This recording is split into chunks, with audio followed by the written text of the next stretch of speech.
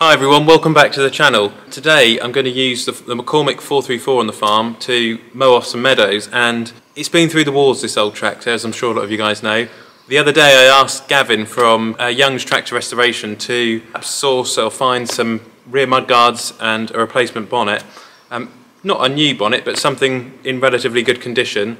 So if anyone out there knows where you can find an old 434 bonnet in good condition, do let us know, because we'd love to tidy this old girl up. We've had it for about 20 years now and it's really been through the wars, as I'm sure you can probably tell.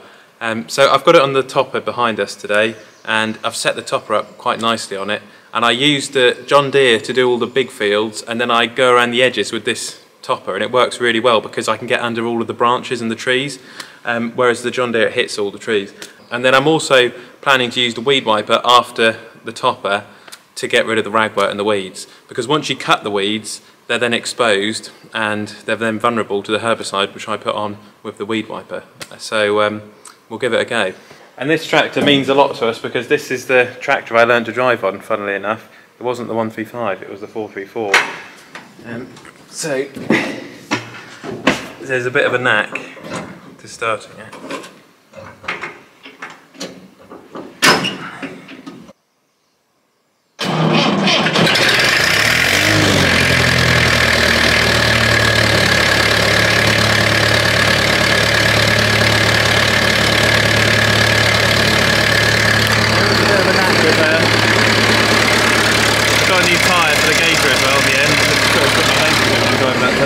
Yeah, I've got a new tyre, so it's got two new ones on now. Hopefully we'll see how long they last. And there's a Fleming top. So we'll see how we get on with this.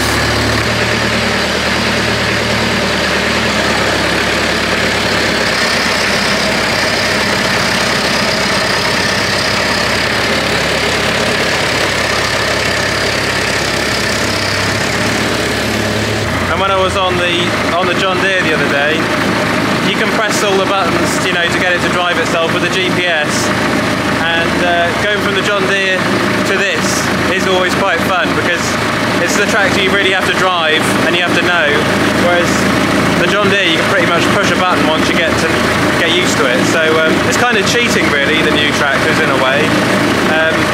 But I love the contrast, you know, I love driving the new stuff and the old stuff as well. This throttle here keeps dropping down to come loose. When you go over a bump it revs up. It's got so much character, this tractor, it's ridiculous. Look at that black smoke. Anyway, this is the field we wanted to just top off because we've got the ragwort here, which is really annoying, and it's starting to go to seed. But it hasn't quite gone to seed yet, and what we're going to do is cut it off and then bring the weed wiper in with the quad bike and weed wipe this field to try and get rid of the ragwort.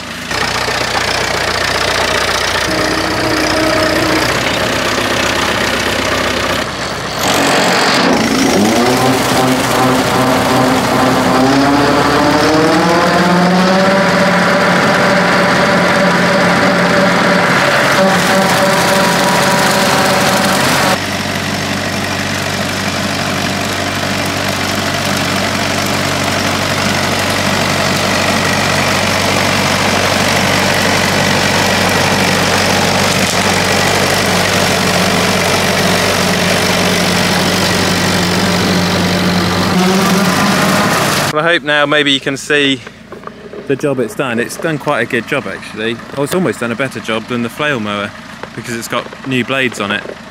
You do have to go fairly slowly though, because it is quite a struggle for the little tractor, you know, if you go a bit too quick. So you have to just go steady and it will do the job fairly well.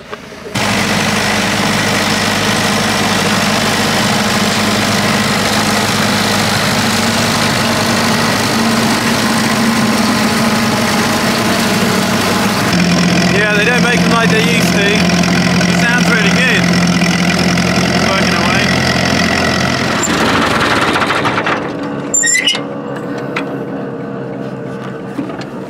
I hope you can see Fleming's done a really good job there.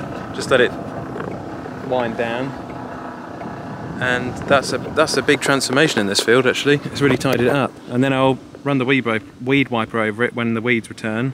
I'm just going to leave that there for a minute, because on the field next door we had this log in the middle of the field, and it was put there quite a few years ago now. It's probably, that's why it's started to rot, and it was a big oak tree which came down on the farm, and we picked it up from down the road where it came down, and we moved it into this field where people have used it to jump over with horses. So as you can see, it's really starting to rot down. So we're going to put it through the chipper this year, which is on the wood pile there. So I've got to move it onto the wood pile.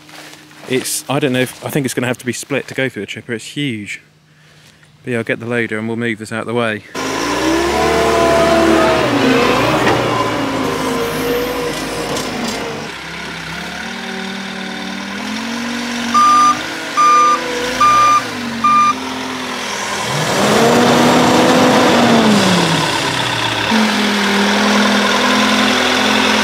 Well, I've let it go a bit too far, because it's that rotten that it's fallen apart, so I have to come pick the rest up with a bucket.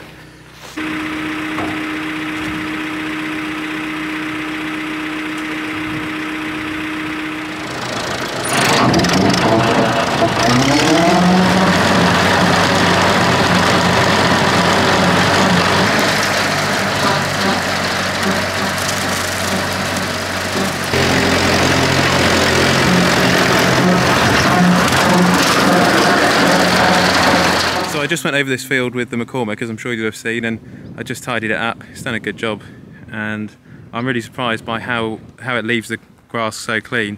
I think it's something to do with the blades, and you know, the blades are still quite new, so I'll keep them sharp and hopefully it will keep doing a good job. Where have you been, Cleve? Hello.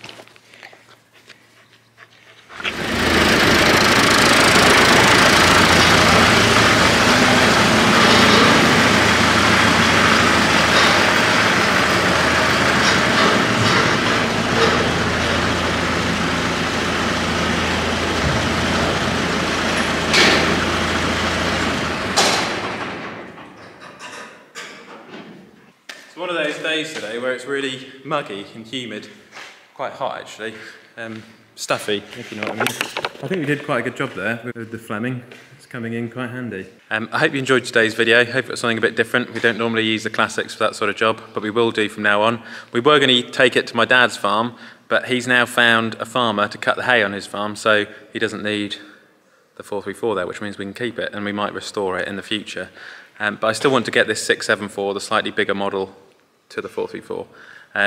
So yeah, it's all going well. It's all going well. The crops look really well. The sugar beet, the barley, the potatoes, and all the silage fields are looking amazing. We've got a week of rain now, which is disappointing for, you know, silage making, but we need the rain, so you know, can't really complain too much. Thank you for watching today's video, and I will catch you on the next one.